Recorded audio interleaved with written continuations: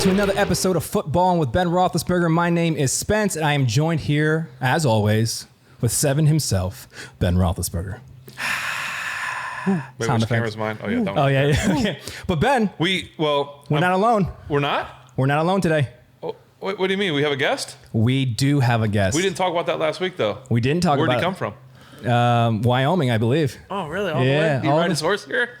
I think that's the only transportation they have. Well, all right. Well, without further ado, to the millions watching around the world and here in Pittsburgh, And millions. your lineman, number 99, the beard, Brett the Diesel Keisel. Welcome to the show, big fella. Thank you, Sal. Absolutely. We're excited. Great to be here, Spence. My man. This is legit. It is. We actually, the funniest things that are going on, we were trying to tell Brett about the show. And we're like, this is the most, like, you don't have to worry about anything because we don't know what we're doing. So really, there's no, like, production notes. There's no nothing. He actually has food over there that I did not provide because he thought I was going to provide food because he saw Meryl's show. I'm a little upset, honestly. I thought I was going to have some type of amazing, meat platter that you'd prepared that had, marbled bacon and stuff like that. But I guess I'm not Hodge quality. I get it. It's cool. We always have a little snack. I have something prepared, but it wasn't a full meal, and I apologize for that. Hey, buddy. It's cool. Cheers on the beers, though. Cheers on the beers. And do we still have the wide shot, Spence? We do not at the moment. No, we lost our wide shot. So we actually had typically we have 3 cameras. Yeah. One on me, one on Spence, and then one for the group. And we actually had a 4th camera this week because we were all excited for each of us to get a camera and then a wide shot of the group. And one of our cameras our wide shot went down. So Canon or anybody else out there that wants to help us with a camera, we'd love to give you guys more content. But hey, before we get started, I'd like to thank our sponsor this week. Shoot. Still no sponsor, but Mighty Oak Farm. What's that? Mighty Oak Farm. We have a lot of about thank yous. Waikia water, which is what I'll be drinking in my Teton Ridge mug. This is Thomas Toll sent some Teton Ridge stuff. Not really any money, just some gear. So we're gonna awesome. Teton Ridge. It is. It's really Tetons, cool. That's where I'm from. I know. That's where his ranch is. So I know. Water That's in awesome. Here, I love Teton Ridge. What's up with the water? Waikia water. They sent us water. That's nice. These are my last 3 bottles, actually. So hopefully, if they don't send us more soon, we're either going to have to get a new water sponsor. There can't be a lot from the volcano. Well, there can't be a lot of water. There's got to be some type of shortage, right? It's in a volcano. Well, maybe there's a shortage because people have been asking about the water. They've seen it on the show. The millions of people that watch the show have been asking about it. So Are we the reason why there's no more water in Waikia? Or I mean, like, oh, dude, all the water's gone. Maybe. Football ruined it. Maybe. It's good water. It is good water. Straight from the volcano. Anyway, we need to, before we get into Brett, we need to talk just briefly about the week. Yes, we do. We always do this. Quick question. Do you want to do it over the first beer? Absolutely. I bet you did. So, yeah, go ahead. You get it? Yeah. I have it right here. Oh, you have it right there. Sorry. Yeah. So, Brett, I don't know how familiar you are with the show. I know you watched Hodges just long enough to be envious. Yeah. Yeah. Hodge was just burying those things. Yeah. I'm ready. Gave us no feedback, but you're I'm ready to. I'm a beer connoisseur. Oh, we might. Be I wouldn't necessarily classify myself as a judge or someone like that, but I have judged some other things like chili cook-offs, and I kind of made a name for myself doing that type of stuff, but haven't been a beer taster, so I'm looking forward to this. All right. Well, that changes tonight, my good friend. Yes. All right. So I'm going to. We also, by the way, we have the AFC North on. We have AFC North Steelers here. Bengals, Ravens are on tonight, Sunday Night Football. So if you hear us, that's, as we always watch a game. So it's on, just letting you know. But go ahead, Spence. 2-2. A lot on the line here. All right. What a perfect game to be on. Thank you, NFL, for doing this the night that we have some legendary Steeler in the house. All right, here. They probably did that on purpose, but okay. They knew our shoot schedule before we did. Yeah, and they did it. Thanks, guys. This is awesome. We have some great memories in this place. We do. We'll get to that. Spence, read me the beard. Hold on. Let's read this. All right. So this is okay. So I'll say this. When I found out you were coming on, Brett, the color. What I wanted to do was get a beer from Wyoming. your home state. Okay. Turns out, no beer from Wyoming distributes to Western Pennsylvania. I know because I hunted down my brother and I could find nothing. So the closest I got... Whiskey. I bet you could find some whiskey. I bet there was whiskey. Lots of choices for whiskey. No beer. Let's go. I better get to work on that. So the closest I got was from this company called Montucky. It's out of Montana. It is self-proclaimed the unofficial beer of Montana. It had a beautiful stallion on it. I like that. Yeah, and so it reminded me of the old West, right? And this is called the Montucky Cold Snack.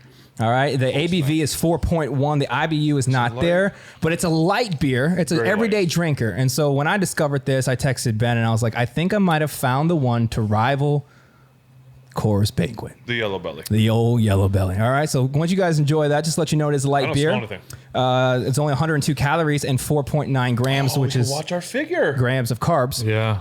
Which is important to you guys. I do that a lot. As you're shoving that wrap over there. Okay. So we're doing this. Yep. A little sippage. First, you get a little bit in the mustache. All right. So you can. The mustache like a filter. You can just do the lick it around and make sure it's all ready to go. This tastes like water. Well, yeah, but I mean, it's a light beer. Really light. Very light. Yeah, you'd have to. It kind of has a champagne type taste to me, like grapes. Grapes. Interesting. See, well, what do you have? That's like a sparkling. Portugal. I thought you were drinking it. Well, yeah. Someone asked this the other week. Didn't they ask this last week? Like, what did I get? Oh yeah. Draft? What do you have there? That's just the Sam Adams Porch Rocker. Okay. It's on tap, and so obviously. So when I had tried one of these previously to the show. So when I first had it, the first sip, I was like, I don't know if I like that. The second sip, I was like, I love this. Okay. Yeah. It is refreshing. Let me cleanse real quick. They say it's best had in the mountains after snowboarding, and all that kind of stuff. Which is why a banquet, the Yellow Belly, tastes so good anywhere. It tastes good anywhere. Let's be honest. Yeah. But if you're west of like the Mississippi, Yeah. it's the perfect beer. Banquet's probably my favorite beer all around. It's hard not to beat the Banquet. Yeah. And when I choose to drink with my friends, I like to share a Banquet. It sounds like a commercial. Yeah, I know. I feel like we just got sponsored. I'm literally Yellow Belly Banquet. You want to sponsor us on that commercial? Yes. One right there did it. I'm drinking this tonight strictly because you're here. I love them, but I grabbed you one. I was like, you know what? Cheers. I'll ride along. I'm going to tell my banquet story real quick while we're doing this. Not the first time, but when I kind of got reintroduced to the banquet, I was out in Grail, Wyoming. You may have heard of it. I have heard of that place. Okay, well, maybe we'll talk about that later. But I was out in Grail, Wyoming with a good friend of mine, two good friends of mine, Vance McDonald and one Brett Keisel. And we were going out there to do a long-range shooting class with Gunworks. And it makes a great rifle, by the way. And anyway, we go there, and we don't have to go there till like the next day. I think we had to go to Cody for that, right? Right. It was where the class was. Well, we go into Grail, and if you're unfamiliar with Grail, we will talk about it a little bit. It's very small, but it's like a rodeo. I mean, it's a rodeo town, right? I mean, would you call it that? I mean, is that safe to say? I mean, there's rodeos like it's just like I felt like we walked into a saloon. There's lots of bars. Yeah. One stoplight. It's a fantastic town where I grew up. 1,400 people, I think, or give or take. I graduated with like 35 kids in my class, and it was exceptional. We moved up there. My grandfather got in a horse accident riding a horse. We were taking the cows up the mountain, and he got in a horse accident and was never the same. And so our family moved from Utah, which is where I was born, up to Wyoming, and took over the family place. And it was, I was like John Wayne. I felt like we did everything on horseback, moving the cows and working cattle. And it was an exceptional way of life, something I probably didn't really fully grasp when I was younger, but as I got older, I'm so appreciative I got the opportunity to be raised there. That's awesome. I want to get into, because I have another story about horses and being out there, but we go into this little saloon. We're out there for this thing, and we go in, and it's like we sat down at the bar. It's a real nice old school wooden bar, and you order, like, you sit at the bar and you order like a ribeye and potatoes, and it's like you order this full meal and you're sitting there, and what do you want to drink? And Brett went first. He's like, I'll take a banquet. And I was like, I mean, might as well. Like, Brett orders a banquet, I'll order a banquet. So he orders one, I order one, Vance ordered one, and it was like, this is so good.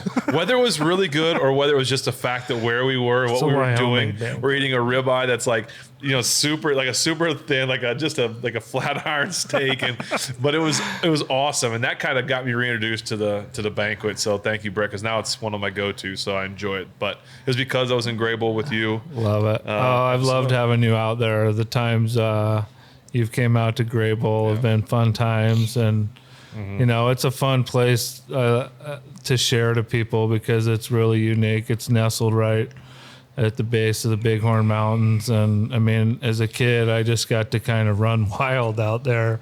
Right. And it totally shaped me and made me who I am, and I'm forever grateful to my family and, my grandpa Smith, who, really bought the place and got the place, and ended up actually getting hurt, but was, the reason we got to come up there, and I was raised there, and my wife's from there, and so it's fantastic. Do you get back there often?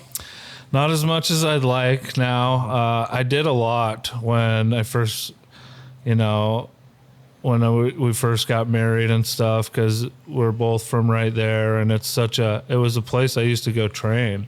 Right before training camp, I'd go run at 7,000 feet and then come back and run easy here down at Latrobe. And I'll never forget Chet Furman, like my first training camp. He's like, everyone face the mountains. And I was just like, what mountains?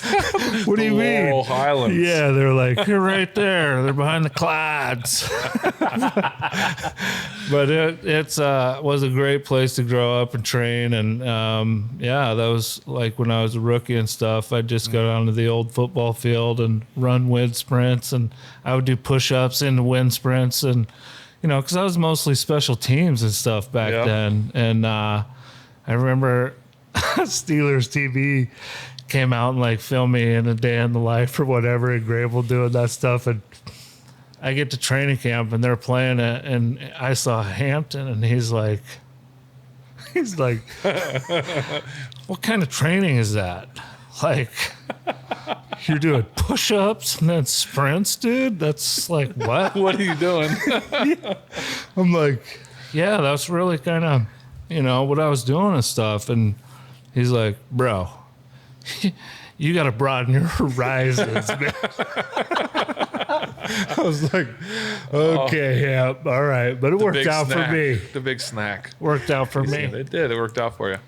That's so great. Well, Grail was awesome. You moved there at a young age, right? You said you moved 10 years old. 10. And obviously I know your brother Cap real well. Yeah. Captain. We just call him Captain. What sports, like growing up, was it all sports? I mean, we know all Steeler fans that used to go. Do they still play the Steeler basketball games? They still do that? Yeah, I think so. Okay. Well, everyone who ever saw you play basketball knows that obviously you are. Yeah, T.O. Big shouts to T.O. You're a great basketball player. Thank you. Anything else in high school or early on? What else did you play? Oh, yeah. Played a little baseball. Oh, yeah? When I was young. First base? Yeah, I played a little pitch. I actually have a no-hitter to my name. Oh. It was like when the mound was, I think, like 12 feet from home plate or something like that. Okay. And, I was really tall, and I just throw it, and I felt like all the kids were so scared they just back out. You're like Randy Johnson. So, yeah, I never got a pigeon like he did that time, but totally the big unit up there. And I played some baseball and then ran track. I actually wrestled, too. I won state in wrestling in 5th grade. So that was awesome because I weighed 130. in 5th grade, there was not one other person in my weight class. So I won state and I didn't have to wrestle one time. They're like, you won. Wow. And I'm like, what? Claim to fame. There So we go. yeah, that was State champ. where it all started. Man, for me. you're an awesome wrestler, dude. Wow. That's Thanks, crazy, I man. thought you were such a good wrestler. Thanks. I realized wrestling wasn't for me right there. But yeah, did some track so. But football was where it was at.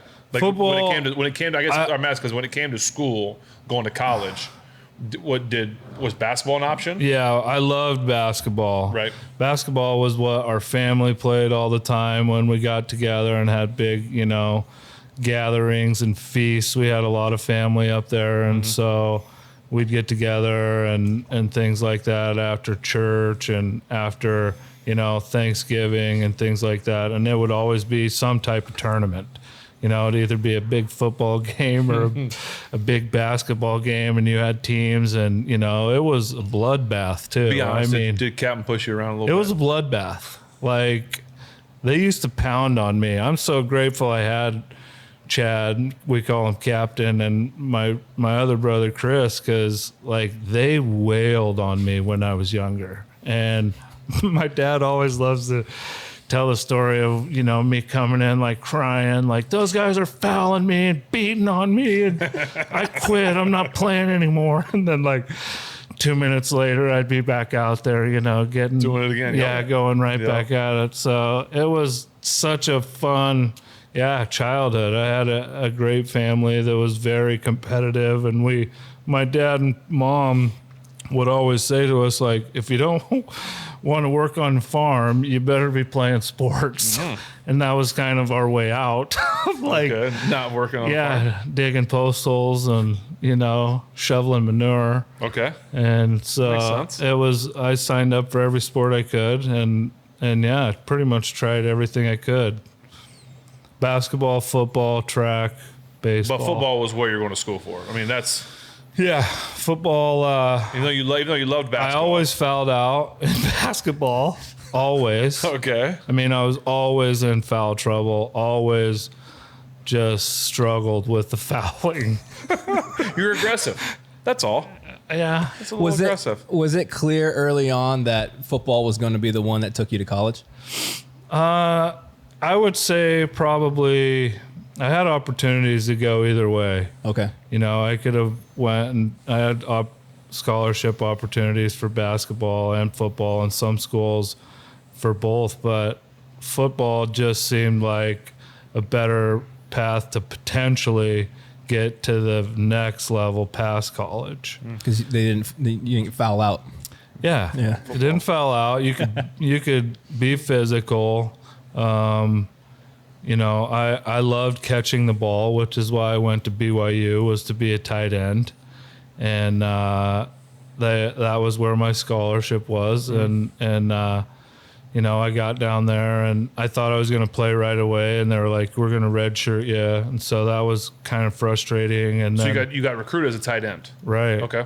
Yeah, I wanted to score TDs, baby. Yeah, everyone wants to score some I touchdowns. mean, I loved catching the rock and running and playing offense, and I didn't think defensively really. Other schools recruited me for defense, and I was just kind of like, I kind of want to be a tight end, and but at Grail we always had to play, basically all three ways because you only have so many guys on the team. And so that's where I learned, all the special teams. And when I got to BYU, I just tried to be on special teams and it worked out. But I think going from a town of Grail that was so small to, BYU that was a huge school and having a campus that was that big, and I basically went from a town of, a little over 1,000 people to classes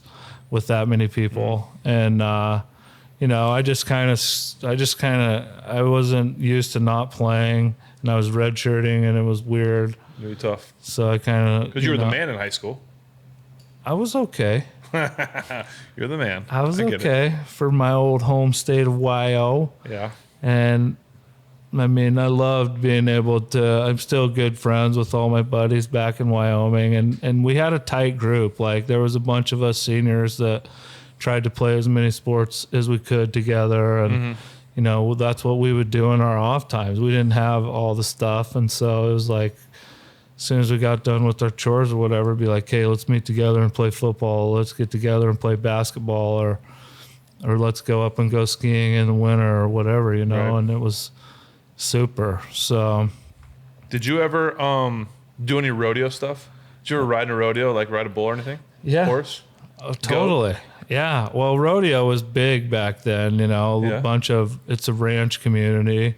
Grable's a railroad town with ranch, you know, all over and around it. But there's big ranch influence and the ranch lifestyle. And so in the summers and then during holidays and things like that, there's always rodeos somewhere and ropings and things like that. And a lot of people compete in those, and they'll go on the weekends, or they'll, you know, go during the week and just compete and try and get some extra cash or whatever. And so it's a great party. I've broke horses, right? But I never got in the chutes. Okay. Never got on the bull. I never got in on a bull. Smart. Yeah. We used when to. When you were a kid, you ride the like little goats or the sheep, or whatever. Merrill told us that he rode the sheep. Yeah, he was started with the sheep. Yeah. We used to, you know, during brandings and stuff, our parents would, you know, wrap a rope around a big old calf, and they'd get him in an area, and we'd ride the calf around. But that's as close as I got to riding a bull. And all right, bucking horse is quite a wild ride, though. Yeah, I mean, I saw you on a horse once when we were up at Grail. We're going to tell a story at some point. That's my favorite Grail story, or my favorite story that I tell everyone all the time. But I remember you getting ready, trying to cross this bridge with this horse, and your legs were almost touching the ground. I just remember looking up, watching you, and the horse didn't want to cross this bridge. I just have long legs. You do have long legs. It wasn't that small a horse, but it was just maybe just appeared that way from back there. And he didn't want to cross, and he was acting up. And I remember hearing your brother like, "You make him go," and you were kicking that horse, and he did not. He was kind of butt rearing and doing all this stuff. And I was like, "Oh man, please don't get hurt, Brett. Please don't get hurt." Sure enough, and I think I probably should have been asking, "Oh, please don't get hurt, horse." Because Brett was up there, but he made that horse go across, and I was very impressed with your horseman skills. I wasn't that great there. Captain helped me a lot there. I was wailing on that horse to, you know, get it across the bridge and do what I want. And Chad got up there, and he was like, "What are you doing?" You know, it was his horse, and he's like, "What are you doing?" And I'm like, "I'm getting him to go across the bridge," and he's like, "Take it easy. Like, you're freaking him out." Yeah, but you got him going. You're freaking him out. Yeah. And he calmed me down. And I mean, it was a really great learning tool for me, because my brother's really good with horses and really good working them. And he's a heck of a horseman. And, you know, he's like, "Just calm down. Stop beating on him. Just." Well, you weren't beating on him. You were trying. You didn't. I wasn't beating on him, but I was trying to. You were healing him, trying to get him to go across the bridge like you're supposed to do. So it was nothing wrong, but he just didn't want to do it. But you got him going, so I have a lot of respect for you and your skills. But we got off track a little bit. I want to get to we're right on track. What do you mean? Well, people want to know. So I think I told you this, Spence. One of my favorite stories to tell is when people were like, you know, we talk about going out west or doing certain things. My two uncles, my dad, myself, your brother Cap, your dad, we went out to. Did we leave from Grail? I think we left from like Grail. We went out there and we horsebacked up into the mountains. We camped and we fly fished for like a week or 4 or 5 days, whatever it was. And it was one of the greatest. I tell people that all the time. Like, this is what we did. It was the greatest experience. There was some, you know, my uncle, regardless of him falling off the horse and getting hurt, but it was still a great experience. You can't just breeze by that. Like, all right, so he fell off the horse and got hurt. I fell off the horse a couple times. Got to, you know, punctured lung, fractured ribs, but he was fine. Punctured lung and fractured ribs. But no big deal. Maybe it's something with the spleen too. But anyway, it was a great trip. Yeah, ruptured spleen. Wasn't that what I heard? Something like that. But my dad and his brother told their older brother, like, suck it up, you're fine. But that was you guys. Yeah, you guys are just like, dude, what's your problem? You're like, fine. Let's go. And we were all kind of like, shouldn't we maybe like go in and seek medical attention? Fine. And you guys are like, nah, where can we drop him off? He's fine. We wanted our trip to be cut short. And that was wrong. Just take him back to camp and let's get back up there fishing. So listen, that was wrong. That's what we did. He goes, sitting here, I understand. You know what? that one's on us. That was wrong. But it was, yeah. But it was an unbelievable trip. So like it was fun. one of those trips that you used like. There was a little bit of you got up so high that there was some snow, and so we used the snow as like our cooler. Like we had stuff beer and catch like stuff into the snow, and we camped. We didn't have tents. We slept out on cots. Like we packed our cots up with straw. You know, you had straw for the horses, and you put it under your sleeping bag, and you under the stars. And like I remember, each person had like a gun of some sort in their cot, like under their pillow, in case like a wolf or something. Well, I was so scared because I had this big plan to scare the heck out of you guys. You know, Well, good thing you didn't. And I mean, I know because I went up one night and I'm like, hey, careful, there might be something, big around here. Make sure you're okay. You okay? And you're like, you showed me your piece, and I was like, okay, never mind. Hey, we're making sure. As soon as you get, it's one of those ones like you got on the cot, you're so all tucked in, and it was really cold, and so it's kind of one of those things where you want to sleep in like 10 layers, but that's not the way to go. You got to kind of go down and get into the sleeping bag. So you're in the sleeping bag, and you're kind of like bumping, and literally it's like you close your eyes, and as soon as you get that relaxing, you go, oh, and you're like, what was that? Just Yodi. Like, what was that? And then you're like, oh, wow, he sounded like he was really... And then you hear him again, oh, wow, he sounded like he was really close, like he's coming to get us. And I remember you saying, oh, the wolves aren't the ones you got to worry about. You got to worry about the elk coming to get you or something. The mama elk's trampling No, you. I was like bears because I was going to do this whole bear thing to you guys, There we go. and So then just you're awesome. like, oh, he better not come by me. I'm like, yep, he better not. Yeah, it was a great trip. I mean, it's fun to share a little bit of our home and where, I mean, you get up there and it's special on the mountain because you get away from everything and you just, it's really unique being up there. It's wild still. And that's what I love about it. Yeah, it was awesome. Well, let's go back to getting drafted and all that kind of stuff. Spence, you want to grab us? Round two? Yeah, definitely. Round two. Yeah, I'll leave this on you then, bro. Yeah. Yeah, we'll leave it on because are we at a commercial break? We are. Okay, so we do commercial breaks, but we really don't have anything to advertise. That's good. I'm going to take a bite of this. Yeah, take a bite of your sandwich. It's a commercial break. Why can't I? Thanks to Goodfellas for your sandwich. Goodfellas. My friends up at Goodfellas. Love those guys. They are awesome.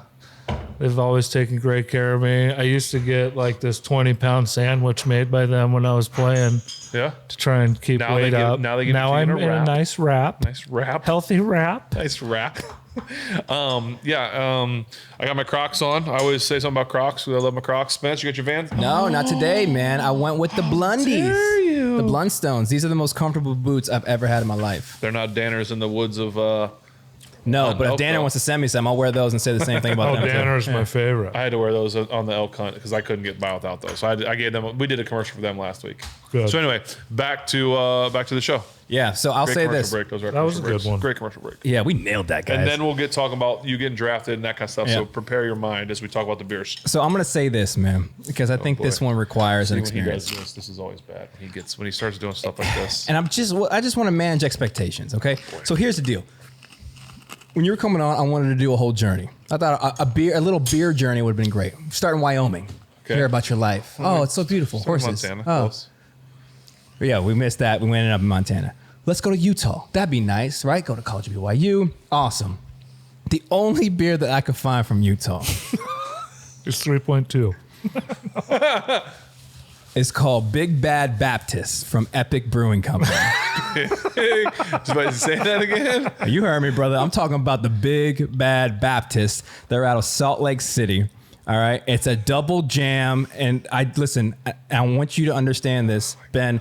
I mean this. I did not do this on purpose. If this is a big bad stout, It's an imperial double. It's a double imperial stout. It's not a regular stout. No, it's worse. It's a double stout. It's a perfect. I don't like stouts, but I love double stouts. So I'm so excited about this. Yeah. This is exciting.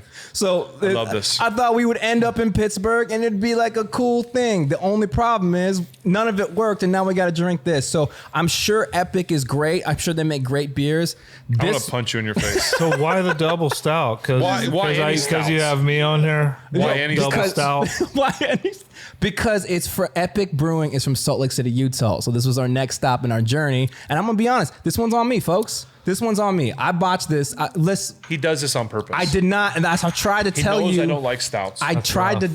He knows I don't like them. So this is an actual like. I think yes, I do. I think it is. He sets it up like it's I'm doing this for Brett, and we're going to Utah where Brett went to school, and this is so stouts. Cool.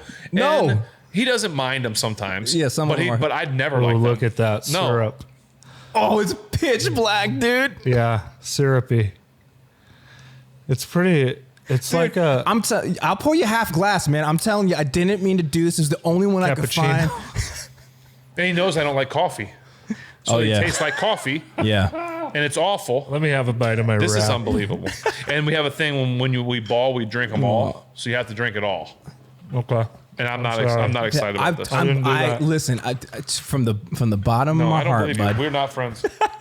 I'm looking for a new co-host. Now hiring. To the Footbahlin with Ben. That's amazing. With Ben and was with Ben and Spence. Yeah, and with whoever shows up. Whoever's here. You're gonna get a bunch of emails for that. Actually, like, yeah, I hated that guy anyway. Let's hire me. I don't even want to smell it. I don't want to do it. Do you like? Last time I did this, I had to plug my. No, I don't like licorice either. Does it smell like licorice? No, I was just saying if you like black licorice. No one likes black licorice other than my dad. I love black licorice, and my dad loves black licorice. They are somebody. Old people. All right, you guys want this? Will Ledoux likes black licorice. Ben? Will. That doesn't surprise me. Will, I love you, but that doesn't surprise me. Love you too, Will. You guys want the bio? Yeah, sure. Let's read the bio. I'm excited for this. This is so exciting. This isn't going to make it any better. All right.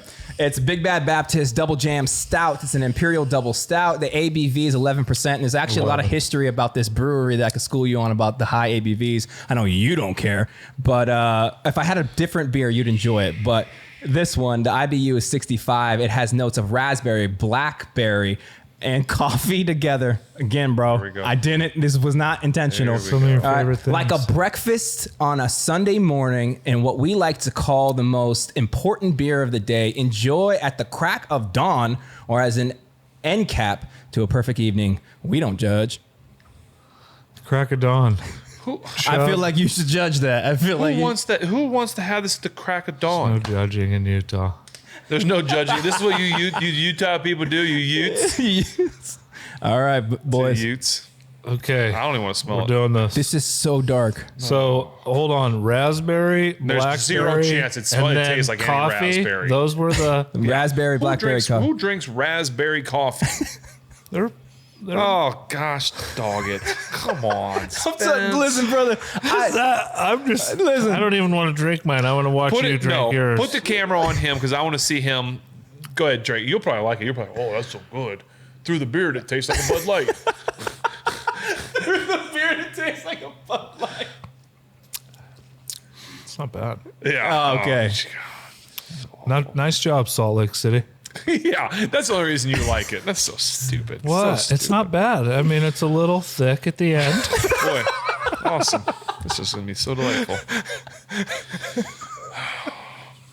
Not at the beginning. I have goosebumps. I have serious goosebumps. Like, I'm not joking. Fine. I have chills. A little syrupy. Awesome. Awesome. Here we go. Okay. You'll love it.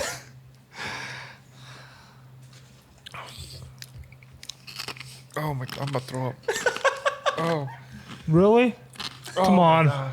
Do you want a chip? Oh my gosh, I'm about to throw up. It wasn't that. When it got in my throat, it's awful. It was like cough syrup, like thick, like it was going down like thick, like You're okay. That's awful. Spence, I swear, if you ever bring me one of these again in the next month, Dog. If I get one more of these in the next month, I will cancel the show. Ladies and gentlemen, if he brings me one stout in the next month, I'm canceling this thing. I'll say this. And I have to finish this thing. Yeah, so Yeah, you do. For the future, for the future, we'll let the people send in the beer. All right? There's information in the description. No, because the fans think it's hilarious when you send stouts because they think that my face is in this. I didn't realize they think this is a joke. This is had a not a hard joke. time. I don't like this. I have chills. I have. Does he have a bad experience with a stout? I don't like coffee. Sometime? Doesn't like coffee. I don't like. Yeah. And I'll say this. Yeah. Listen, I Don't like Guinness. he'll drink I a can Guinness. Guinness is not coffee. Guinness is awesome. Good. I don't. This is not Okay, Guinness. I was just reaching there. You were My reaching. preface to this was sincere and genuine. I wanted to have our guest. You're the most hospitable person I've ever met. You should understand. He's taking that me on a trail. I'm taking him on a journey of his memories. Taking me on the wagon Well, trail. you know when would have been a good time to do this journey that you guys are doing? When I was sick and not here and I had a fill-in. That would have been a great time to take this journey. Oh, did you? Because this journey is not one that I ever want to go with you guys on again. You know what? Now I know. Yeah. Now this I is know. as thick. You know how when like kids have to drink their that pink like thick. Oh like, yeah, Robitussin. Like thick. That's like, what this it is is. awful. This is just so thick. Oh, Here the we go. tussin. The old Tuss. Oh, there's a whole bottle over there, Brett. You can take home. You want that? Robo. What noise did that just make? Chaser. Come on, Sam Adams. Chaser. That ain't it, huh? Guess what? Guess who's not having another one of those? Yeah, that's not. Would you like another one? No, thanks. Oh. All right, boys. I thought it was all right. I mean, it's just a little rough at the end. Oh my goodness. When that comes out the other end, it's not good either. No, Oh, really? That can't be. How can that be good anywhere? that can't be healthy for your body. You know how they say like you put like Coca-Cola like gets rust off of tires and stuff. That's got to be doing something like that inside. That's the stuff that when they say that you swallow bubble gum and it stays in your system for what like that is. 7 years. Yes. That stays in your system for That's a the long time. ingredients? So That's this- awful. Do you want a bite of my wrap? No, 'cause there's tomato and I don't like tomatoes. And people are probably like, boy, Ben doesn't like a lot of things. I really love almost everything. There's like a handful of things I don't like in this world, and that's number one, and tomatoes are number two. Those are like the three things that you don't eat. Coffee, I'll say. stout, and tomatoes. So this brewery is known for I think they call them high point beers. Like they only brew beer with high ABV to the point where like they started in Utah, but Utah had a law to where they couldn't sell like beers at a certain ABV inside grocery stores, so they moved to Colorado so they Yeah. could sell high point I stuff. know. I went through college through that. 3.2. Well, dude, that was the weirdest thing that when I moved up here, because I'm from Florida, you can buy beer in like a CVS. And then just recently in PA, like the last 5 years maybe, you could start buying them in like Giant Eagle or something. I Right. thought that was so weird. Right. Yeah. Yeah, it was interesting, there, because there, as you can see, not a lot of breweries either. But I think there are a bunch of craft breweries popped up there and in Salt Lake and stuff like that. So Well, it's different now, right? I mean, they have like it's normal or I'll say this, Ben. That's not standard. that one's not great. Look, he's jacked up. Are you okay, buddy? We're gonna cancel the show. Hey, come on. Let's get back to the You show. might be Let's get back to allergic. interviews. Are you allergic to stout? I'm gonna shakes. So I had the next ones are good. I promise. Anyway, Back I'm to- so all mad of at him. all I'm so of mad. all of the trust I've accumulated in our friendship just went out the door in 20 seconds. If any of you ever see Spence at the beer store picking up the beers and you see a stout in his hand, you smack that stout out of his hand and doesn't matter what happens after that. And you just walk away. Smack it and walk away. Slap that. Don't stout. smack Spence, smack it out of his hand. Anyway, all right. Brett, back to you. Okay. BYU college. It's time to go to the NFL. Any thoughts of where'd you grow up? Who was your team growing up? I like the Broncos? Bears. The Bears. Yeah. Okay.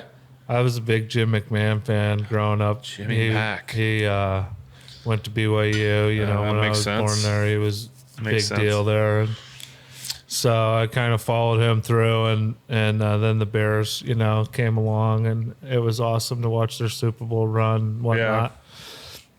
So yeah, I like the Bears, and then I like the Broncos too. I felt like they were in the mountains, and I could go out and hunt still and go fish, and do my thing there in Colorado on the Rockies, and I kind of was hoping that something would happen there because they're kind of the closest thing to my family and whatnot. So, did you think Pittsburgh was even an option? No, nothing like that. I really didn't. I didn't expect Pittsburgh at all.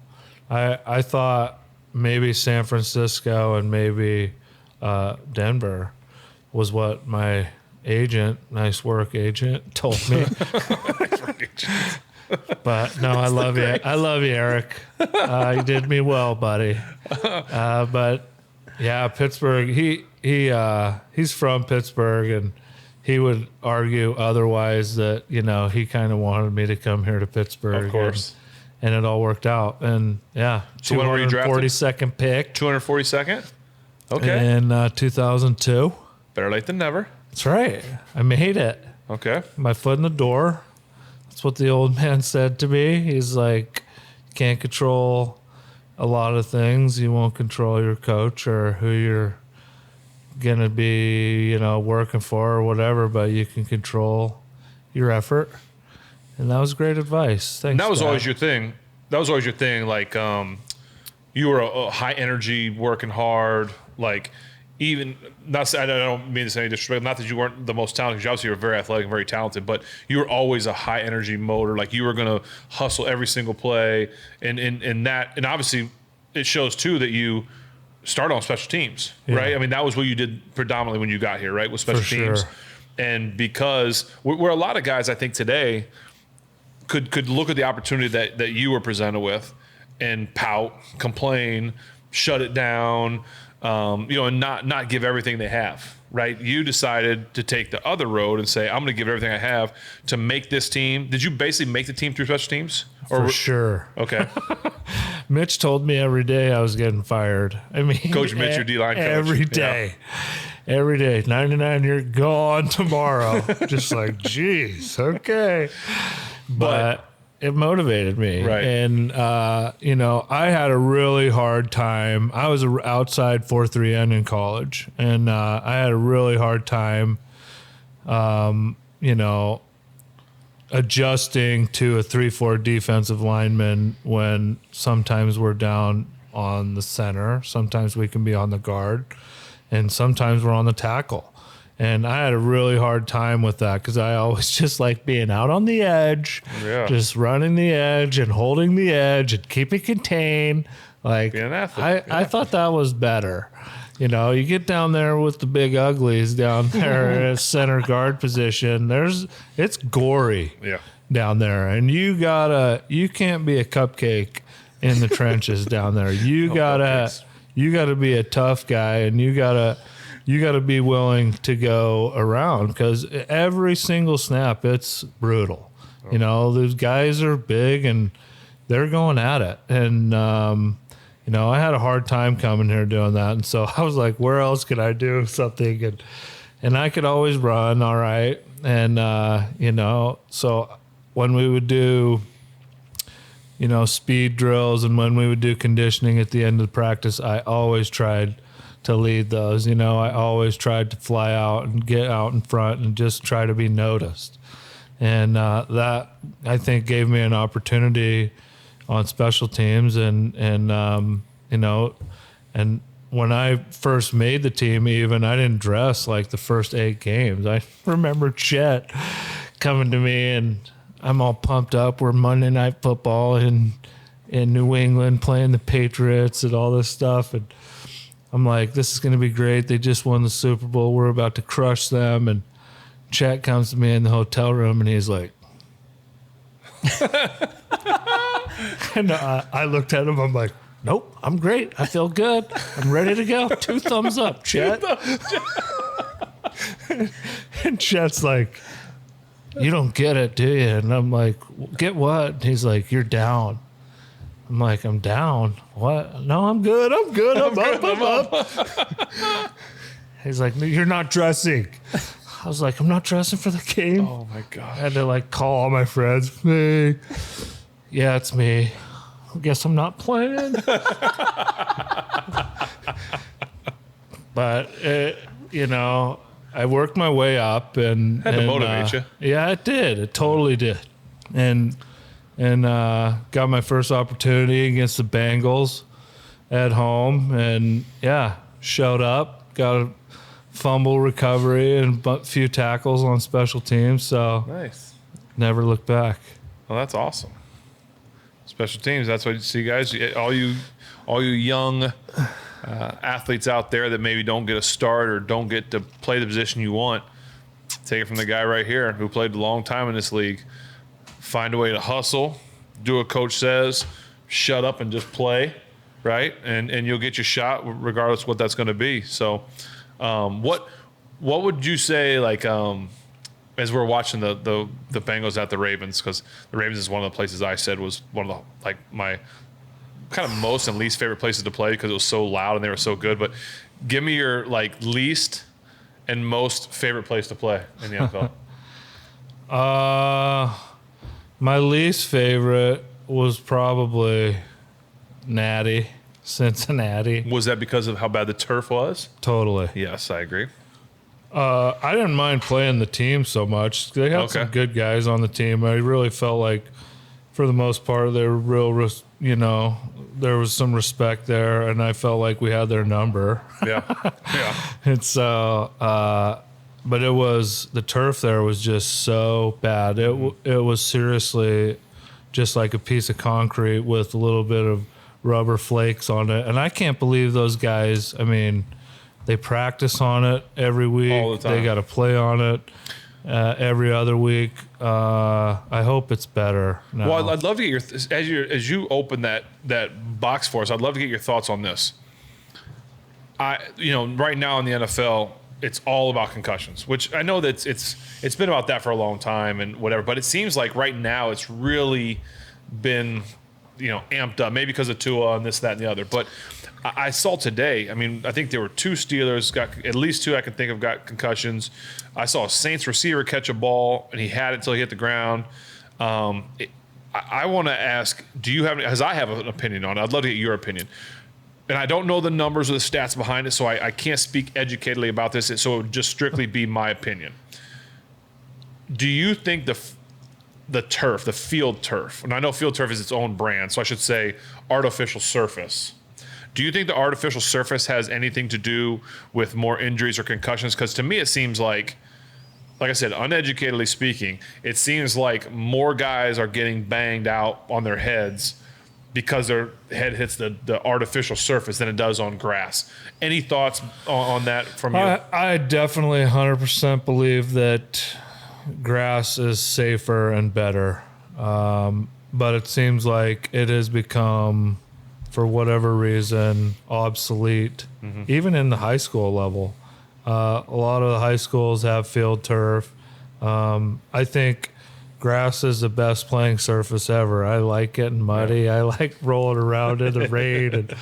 And I think it's so fun to just have the opportunity to go play in environments like that.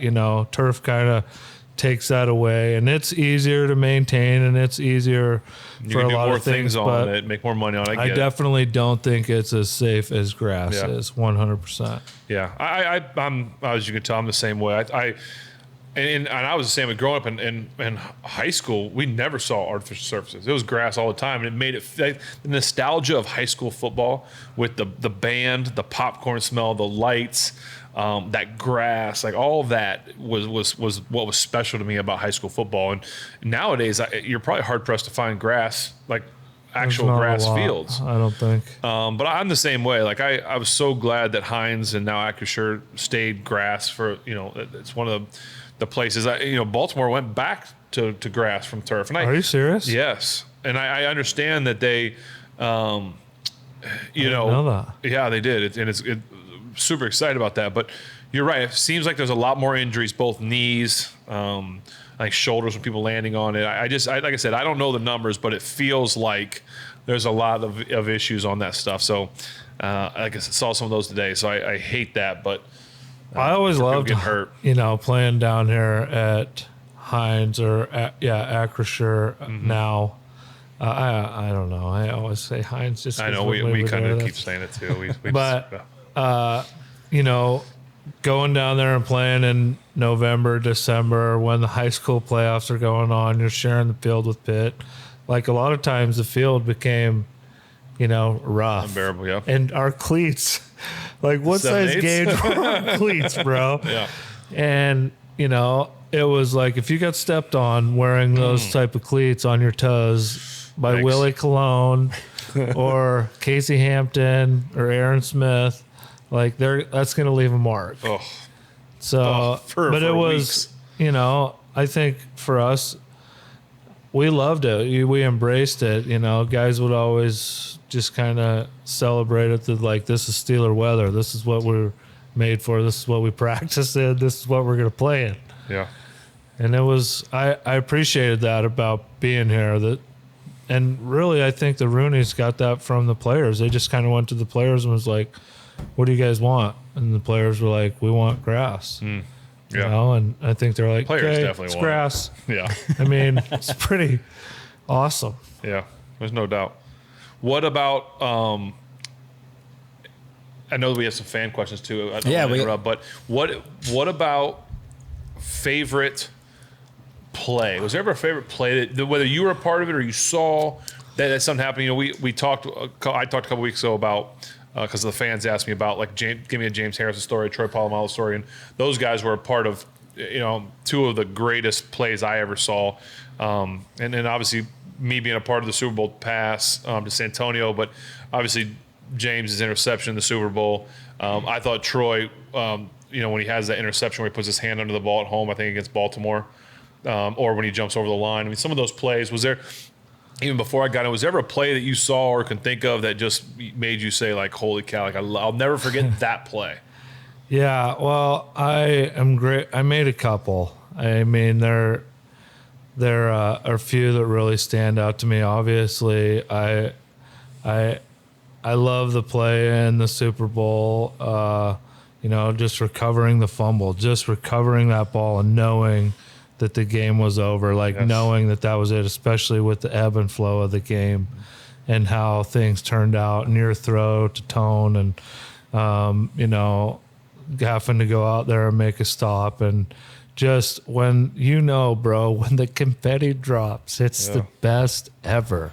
And so that was a great play. But I think for me, one of my favorite plays that probably no one else really remembers or knows is my fourth year where we went to Denver to play in the AFC Championship game. And, we were on our way to try to take the busy to Detroit. And it was your second year. And, it was just a special ride. And in that game, I was getting more and more playing time as we got into the playoffs and whatnot.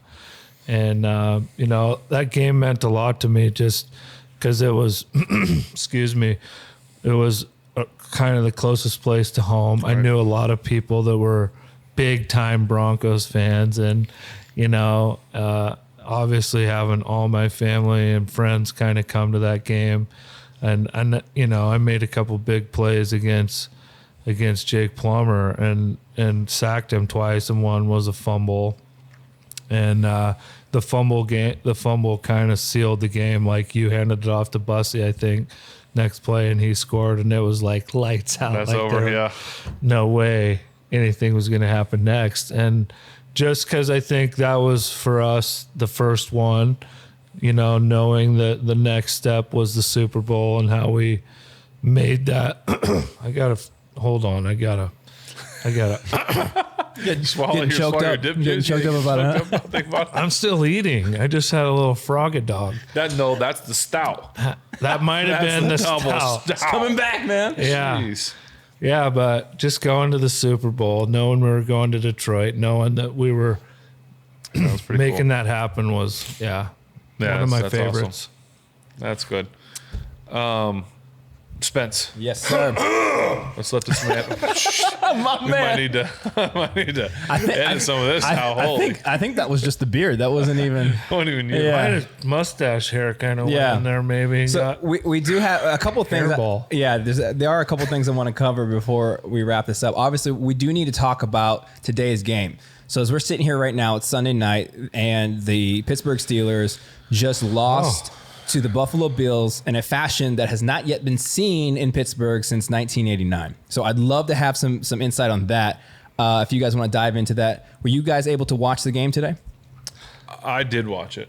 I did not. Did you were busy with hockey stuff, right? Or the yeah, kids I was stuff? chasing my spuds. My kids all play hockey, so our youngest Will had a big game today. Got a sweet goal. You guys should have seen his celly. It was nice. Nice. But it was much better than yes. than what I heard happened in Buffalo. Yeah. So. Well, yeah, I did watch it because it was after swimming. My daughter swam today. It's that all new PRs, personal best PR. Bro, swimming's awesome. That's great. So she did great. Yeah, it was awesome. But way to go, Bailey. We watched the game, and it was it was one of those ones where it starts out like we kick off to them. The dude drops the ball on like the 2-yard line. You're thinking like this is how you start a game. So they're backed up on the 2, but the third play they throw a 98-yard touchdown. So you're like 98 yards. Yeah, what in the world? And Just a bomb or what? It didn't stay in the air for 98 yards. No, I know, but I get that, pal. But You've been out of the game for a while. I don't know. but Yeah, 98, just right over top. missed the tackle or what? I mean, or went deep. It went deep, and the safety looked like the safety took a bad angle to me from what I saw in the thing. You can be critical now. I know, no, but I could only see a little bit, but it looked like it took a bad angle. And then the next kickoff, how about this? The next kickoff, they kick off to us. We drop the ball. They recover on like the 30, whatever. Dropped another kick. Dropped the kickoff. Like he tried to come up and it hit them. They recovered. Now we did hold them, and they kick a field goal, and it like the ball hit the kid in the back of the leg or something. It was an awful kick, but anyway, the game turned so quick. I thought for Kenny's first start, I thought he did well.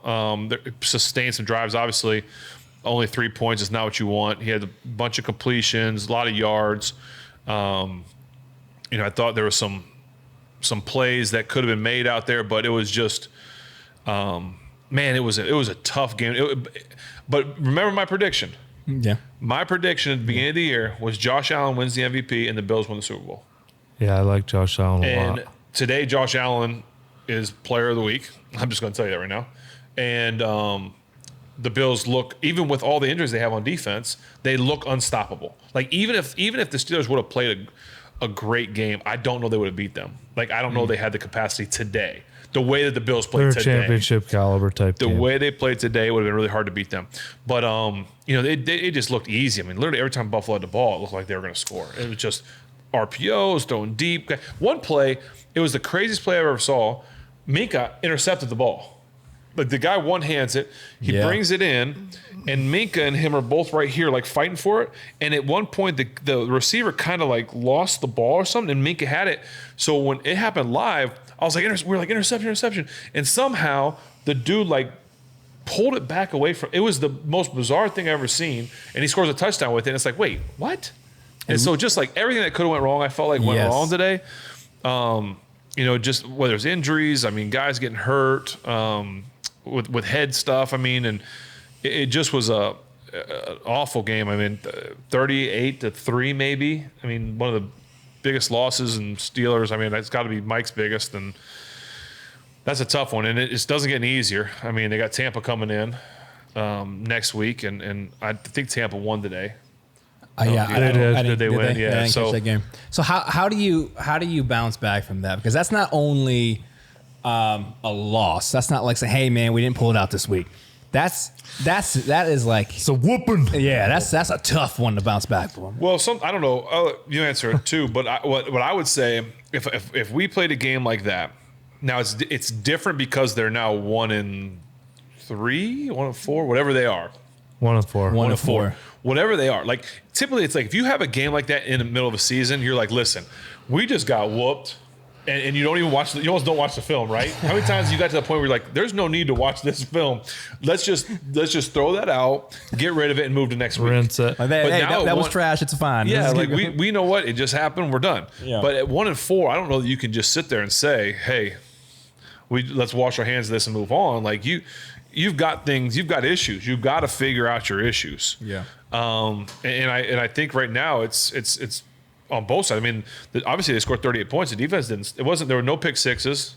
I don't think any special teams touchdowns. So the defense gave up 38. And as a defensive guy, how does that sit for you guys in that room? What happens on Monday morning in the defensive room? Yeah, that's awful.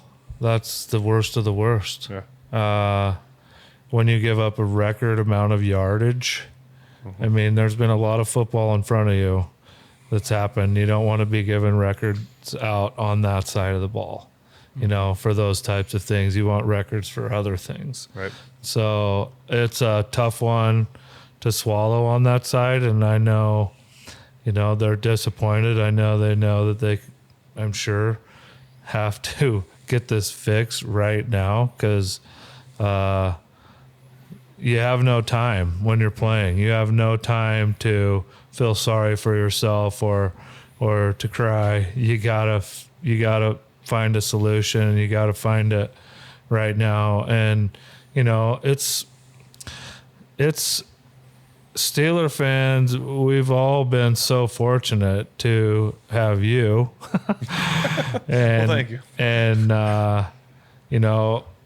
be able to have that for 18 years and have that stability and all that stuff in that position. So there's a whole remake happening right now, and it's definitely going to have some ups and downs, and we're in the downs a little bit right now, and they got to come together as a team. You know how it is sometimes when you lose 2 or 3 in a row. It's awful. It's awful in the professional sports business, especially in the Steeler locker room. But those moments are really when you find a lot about your team. You find out a lot on who is a dog and who is ready to dig their cleats in and work and get back on the winning side of things. And usually those moments open opportunities for the great players and people that are willing to sacrifice, to step up and make it happen and right the ship. Yep.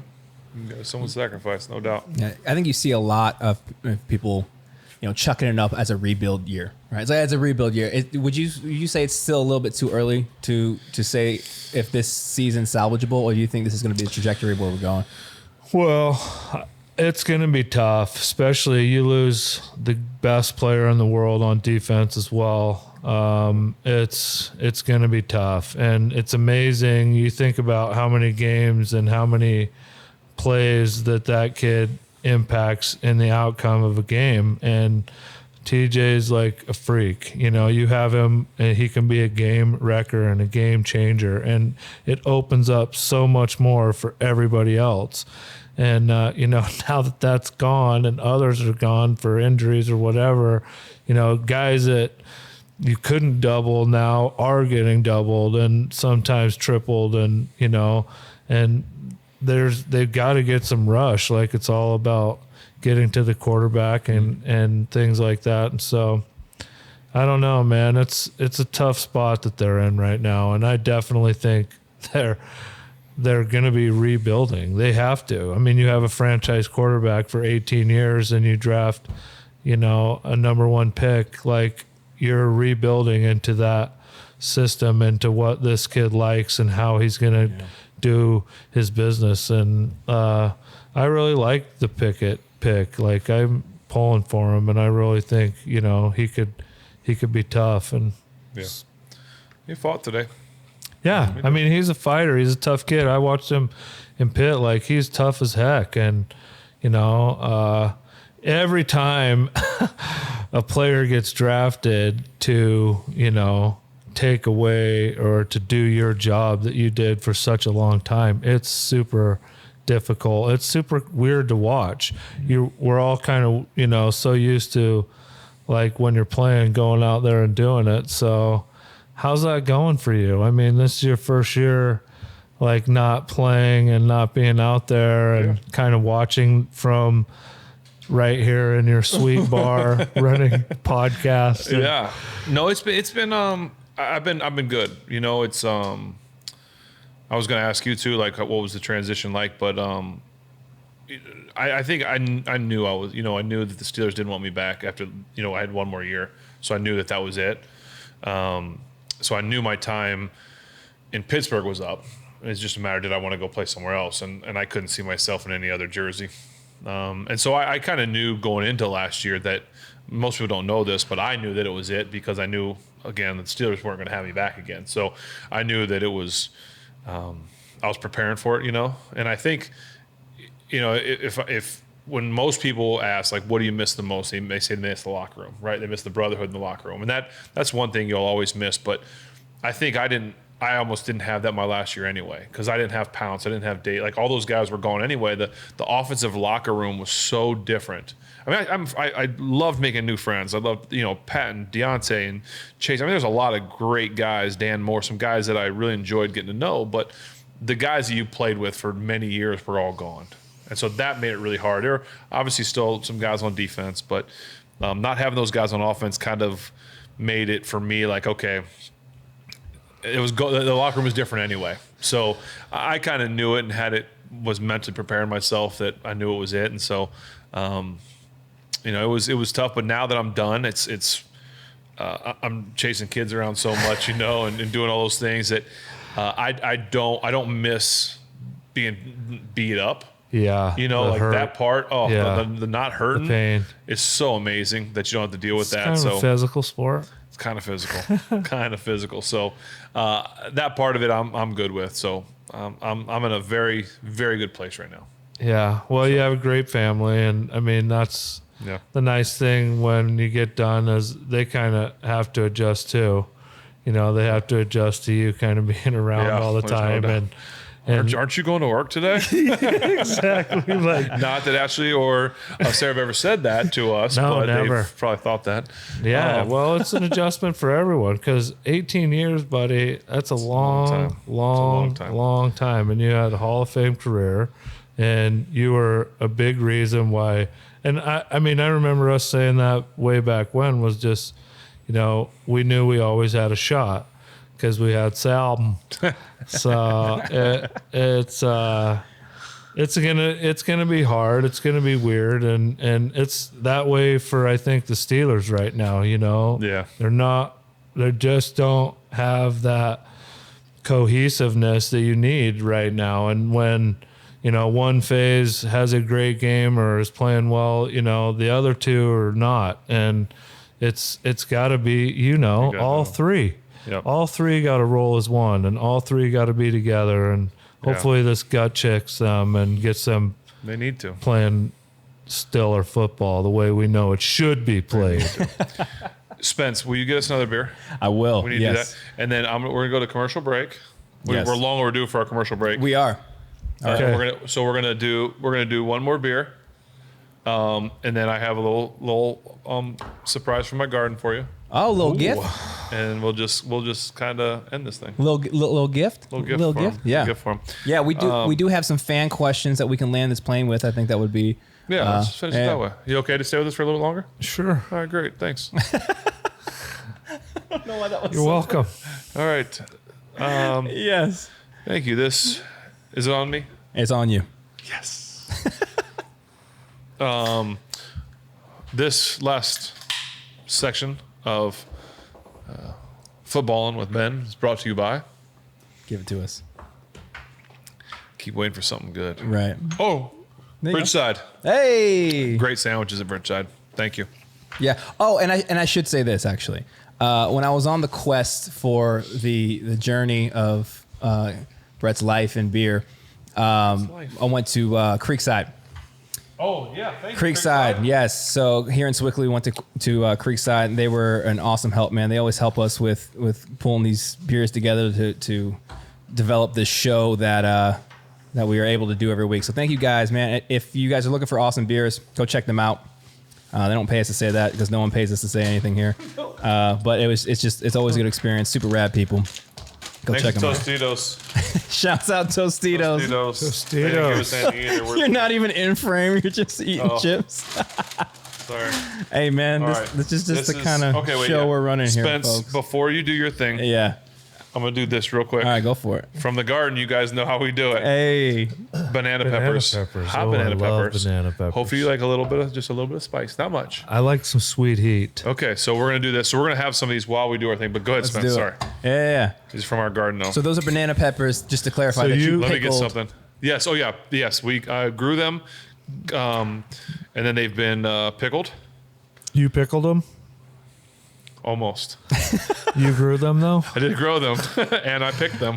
Okay, that's awesome. We're learning how. I'm learning how to pickle them. We honestly, Ash and I are trying to learn how to pickle some things from our garden. Yes, it is. I know. Okay. There's still other. You don't just pour vinegar in it and then put the peppers in there. Okay. There's other things. There's a little garlic in there. Oh, I like garlic. Yeah, there's some good stuff in here. Okay. Okay. Don't touch them until I get back with something to get them out with. Because I know how you'll just stick your finger in there. I was just gonna grab a chip. I thought that's why you brought the chips. You're gonna put it on the chip.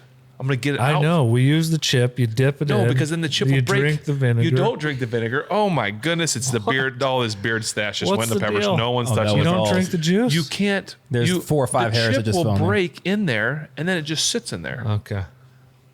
Get the fork.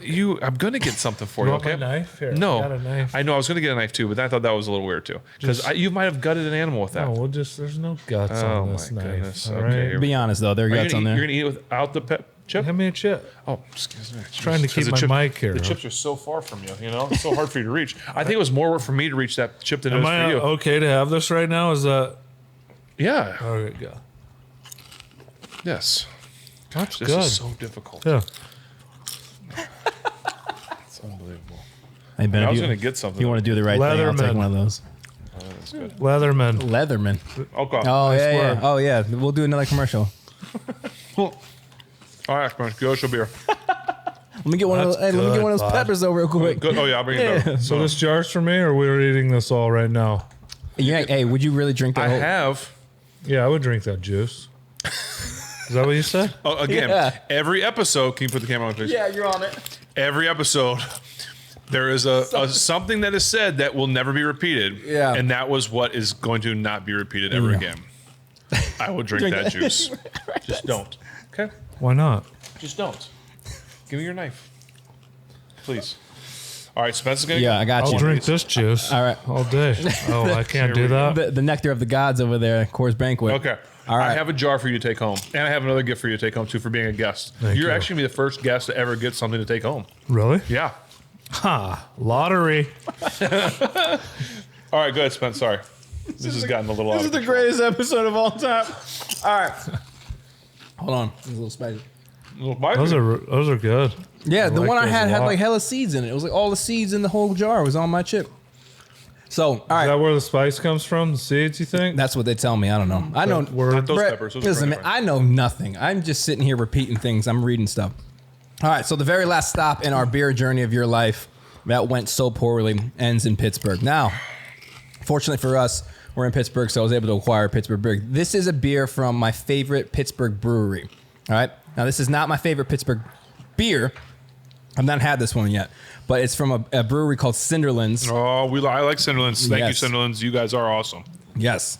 All right. And this is called Test Piece Strata. It is a New England hazy IPA. The Yep. ABV is 7.2, so it's a little I heavy, like guy. that. Pineapple? This is my jam right here. Yeah. This smells delightful. And I picked it because I knew that beard probably had a lot of IPAs around it. So this one does not have an IBU listed, but it says huge, juicy pineapple aromas leads into sweet tropical passion fruit and drippy peach on the palate with a back end kick of fresh ground Northern Lights, soft mouthfeel, and big fruit forward finish. I Boom. smelled Northern Lights. Come on, man. You hit him with the Northern Lights? I knew pineapple. That's how I'm becoming a beer I'm a connoisseur. big hazy guy, so I'm all about that. And were you wondering that? Nope, didn't need to wonder it. Hazy. All right, here we go. That's exceptional. Like that. Oh, That's smooth. here's to you, Doesn't- Cinderlands. Oh, that's it? That's the Yeah, this is dangerous. one? I got one for you, bud. You want some more? Yeah, I'm I gonna do have like a that. refill. That's very good. I like that, Cinderlands. That's really good. Oh, yeah, that is delightful. I usually don't like the hazy IPAs. That's very good. It's smooth. They say it was. It's that pineapple. It's a pineapple is what it is. The Northern Lights. Yeah. I taste Northern Lights. I mean, I could drink that. What Northern a way. Lights. What a way. Thank you, sir. Mm-hmm. To the pineapple Northern Lights. That's very good. All right, so let's do this. We've had some. So I think on Thursday, I announced to followers on our Instagram that you were coming on the show, and so we have collected a handful of questions as we wrap this up from the fans, and I'll throw them at you here. Some of them involve you as well, Ben. Oh, so feel free to chime in as you see fit. Do you want one-word answers? Yeah, one-word answers. Lightning round. Pirates are ninjas. So do you want like a fun one, or do you want to start off with like some history? Ooh. It's up to you. History. You want history? All right. Oh, no. So you had mentioned earlier that this is a history and a fun one. So you had mentioned earlier your son was hockey. He had a great celebration. So you've been known to have some celebrations throughout the years as well. This comes from Eric Rumberger on Instagram. Okay, nice. Can you explain the different celebrations throughout the years after you sacked a quarterback, from rowing the boat, shooting arrows, and fishing, etc.? What is the significance of these celebrations? Hold on. Put it on me first. Hit him with it, man. Yeah. How come we never got any of those out of your touchdowns, huh? You had a lot more opportunities Act like than you've me. been there before. Okay, Earl. All right, tell us. All right. The bow and arrow came from me being a bow hunter, and at the time I didn't remember anyone using that, and so it kind of transformed. I mean, the first one was just kind of like a ricochet shot, I can't believe that happened. And then it transformed into, the arrow out of the quiver, knocking it and launching it. And it's been fun because I've met a lot of fans that, when I would be warming up or something before the game, they'd shoot an arrow at me and I'd shoot one back at them or something. Oh, that's cute. So, thank you. It's kind of cute. Like, It's a relationship we have. is it arrow for me or you? Yeah. Is that for Yeah. me or that guy? Me, you, or me, him? You, me, you arrows? You, me, you. This guy. Okay. Sorry. I Is mean, that so you're even thunder. funny? I mean, I guess it's funny to them. Listen, Brett, this whole show is only funny to us. Yeah, we're so the I only don't- people that think this show's funny, and that's okay. So 'Cause what our the sponsors- fishing? And our Fishing, I was always usually against the dolphin. So, just catching a dolphin. And That's thought out, man. yeah. Good for you. What was my other one? I didn't have Row the a lot boat. of Row the sacks. boat. So rowing the boat, right? One of my favorites because that's specific for one player. Oh, okay. Do you know who? Tell us. Think about No, Pittsburgh and the rivers. Well, yeah, there's 3 rivers here, but I mean, Okay, So these were Waving you off. like methodical. Philip. Philip Rivers, good one. Yeah, rowing the boat only happened for my boy Philip. That makes sense now. Now you know that. And Yeah. down rivers. Down rivers, I like that. Yeah, and like I'm that. fortunate to get a few. I like that. Yeah. And those were great games, playoff games and stuff. So, and Pittsburgh, Nothing better than such a memorable time. Yeah. Cool. All right, what's another? Yeah, next one is from Oatsenbot from on Instagram. He asks, what was your first impression of Ben when he came into training camp in 2004? And was there ever a moment that you could tell that he would have the type of career that he ended up having? Great question. I'll never forget kind of all the stuff that led up to that, to getting Ben. The year before, I was actually on IR. I had gotten hurt in training camp and stuff in 2003. And so we had not had the best year, and we're fortunate enough to have a high pick. And people had talked about him. There was kind of a long shot type deal because there were a lot of, other bad teams that had picks before us. And like a couple from Ohio and stuff, but which is where he was from. So everyone was just kind of like, Ben won't be there. Ben won't be there. And then he happened to be there. We get him, and there was all this hype. And I'll never forget meeting him. I think, one of the, first guys to meet him and just say, "What's up?" Yep. Welcome into the team. We always, from day one, I feel like we had a good relationship. Yeah. And I'll never forget, like, one of the first practices, I'm coming around the edge and I'm rushing him, and I'm thinking I'm about to, like, tap him up like a sack or whatever. And he sees me and takes off, and I'm like, oh, shoot. Just could really run and could really throw the ball. And then he got, I don't know if everyone expected him to get playing time as early as he did, because we had Tommy there. We made it to the playoffs the year before with Tommy. We go down to Baltimore, and, Tommy gets hurt and Ben comes in there. And I mean, the rest is, magical history. Yeah. Like, didn't expect everything that happened necessarily, just because we're kind of flying by every day right then, and just like, trying to make it happen and trying to get back to the playoffs and whatnot. But amazing what he's done and what we got to do. Appreciate it. Yeah, we did a lot together. I want to just one last question for Brett.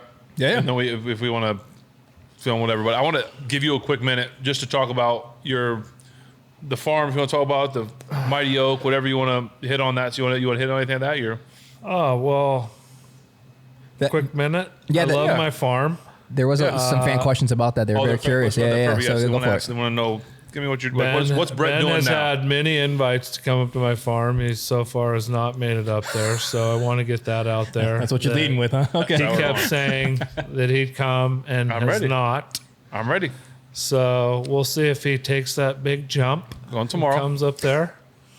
But I love my farm. I love sharing my farm with people. That type of lifestyle is real special to me, and getting outdoors and getting in with nature. That's how I started my company post-football, Mighty Oak Adventures, where I take corporate groups or teams out and, we do interesting activities together, and like fishing and shooting and whitewater rafting and stuff that brings teams together. And there's it's just been so rewarding getting to meet all these unique teams around Pittsburgh that work together and teach them similarities between our football team and the teams that they work with every day. So it's been very rewarding, and I love my wife and kids.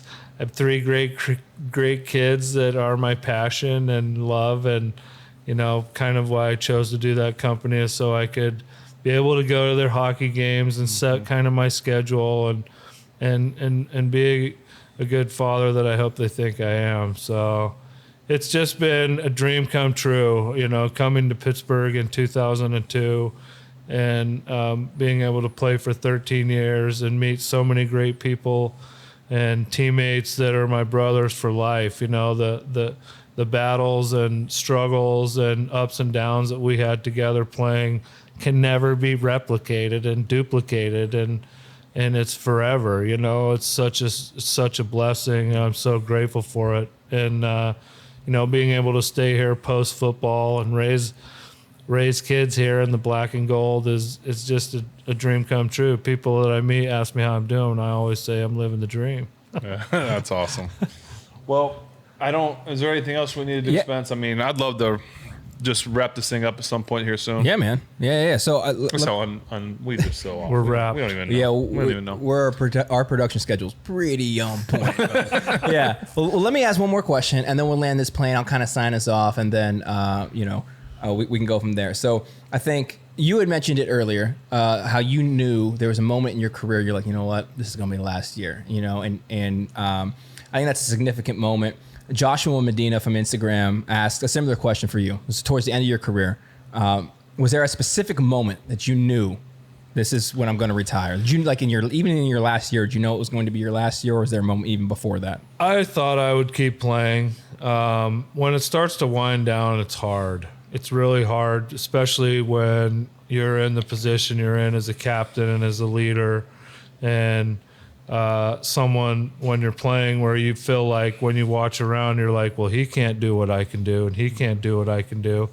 But it's difficult to think that, you can't do that anymore, no matter how much you plan for it or how much you prepare for it. And I did kind of know it was coming. They drafted Cam.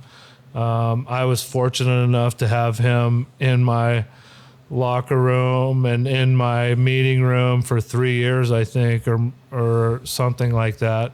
And so, but I watched him and I could see that, like, dude, he's tossing guys around and I'm tripping sometimes. And, Coach Tomlin would say, these guys are leaking oil. And I remember really taking offense to that when he said that in the meeting room, but it's true. Like, you can't do things the way you used to, no matter what. Age always kind of wins. And, it's just, it's one of those things that everyone kind of has to go through. He's going through it right now. He's playing, like everything's good, but it's difficult. It's hard. The transition's very hard. And I really think, like, getting around your buds, being on a good schedule, having something to do that you love to do that engages you helps a ton. And, I think he has that, and that's why he's in such a good position. Is he's got that in his environment. But the after football, it's what you make it. Same with how football was. It's what we make it, and there's a whole other life there that we still have this awesome football thing right back here that can isn't going away. It's just different now, and it's about embracing that, and that's why I love living here and doing what I'm doing. Mm-hmm. That's awesome, really cool. Go ahead. I just want to say to wrap this thing up before Spence signs us off. Thank you for being on the show first and foremost, but most importantly for being there for me from almost day one. Just the friendship that we had. I always tell people, I think we hit it off so much because of obviously the outdoors and our interests are so similar, but you were always such a great friend and someone I could always come to through thick and thin. And so just thank you for that, for always being a true friend. And Pittsburgh is so thankful to have you for all the many memories that you brought. I think one of the coolest things, and if I'm speaking as a fan, truly, is that you stuck around. So many people get done playing and they leave. And you stayed here, and Pittsburgh is your home. I know when people, where are you from? You say Wyoming or Pittsburgh. It's probably depending on who you're talking to, but I just think it's really cool. And I think Pittsburghers just were always so thankful to have you on their team every week. The 99, the beard, all the whole personality, all that stuff. But I'm thankful to call you friend. Pittsburghers are thankful to call you a Pittsburgher for life. And so just thank you for all the many memories and the friendships and everything that you brought to this city and the fans. So we're all very blessed to have you in our lives. So thanks for being on the show. We appreciate it. We'll get you back some other time. And I promise the next time you come, I'll have better food than just my peppers for you, okay? Peppers were really good, and thanks for saying that, Sweet Cheeks. Of course, buddy. That means a lot to me, buddy. Love you, and pal. I love you too, Bal. And it was, and still is. It's a dream come true. Yep. Yeah. Awesome. Well, it's been amazing, man. Thanks again, Brett, for coming on. It's been awesome to get to know you a little bit more through this conversation. Oh, Spence, don't forget. Yeah. We're going to have... Oh, yes. I almost forgot. We're going to have, if you're okay, we're going to have you sign a football. Of course. And a mini helmet. We'll give it away. Is that cool? Sure. And then I have your... Oh, hold on. Don't... Keep it on, Spence. It's on. It's Keep rolling. it on. This is a gift. I have a jar of peppers to give you upstairs. I don't have those down here. And then we have a From gift to your give you. garden. Here, we'll give it to you. Wow. It's a gift. Wow, this is a major award. It is a major award. Pull that thing out of there and show the people what it is. Hey. Look at that. Thank you, Thomas. Thank you. You like staying that. hydrated, Oh, right? is this Teton Ridge? It is. Little. Booyah. Yeah, thank you, Thomas. Thanks, Thomas. I could keep my drinks cold or hot. Nice. It's a multi-purpose. And, But Brett's going to sign these things, and we're going to give them away. however Spence tells us we're going to do it. But anyway, go ahead, Spence. Sign us off. Yeah, so we do have another giveaway. We are still... The Merrill Hodge giveaway is actually going to be dropping this week, so make sure you guys stay plugged in for that. Stay plugged in to our Instagram at Footballin with Ben. Also, we had a lot of people reach out and we're curious about sending us beers. We got all that worked out. All the information for that is going to be in the description below. So if you don't send stouts just because you want to see my face either. Don't do it. We're going to donate the stout to some other show. Yeah. So if you guys have a beer in your local community, or you work for a brewery, or you have something that you're passionate about and you guys want to see it on the show, go ahead and send it. All the information is going to be in the description. Make sure you guys send it there. Thank you guys again for watching. Brett, again, I can't thank you enough. If I had more hard drive space, I'd sit here and talk to you for another hour, bro. It's been awesome the time we've had here. So we appreciate you guys taking the time to check this out, and we will see you guys next week. See ya. I still don't have a sign off yet. Shoot the bow and arrow. At you.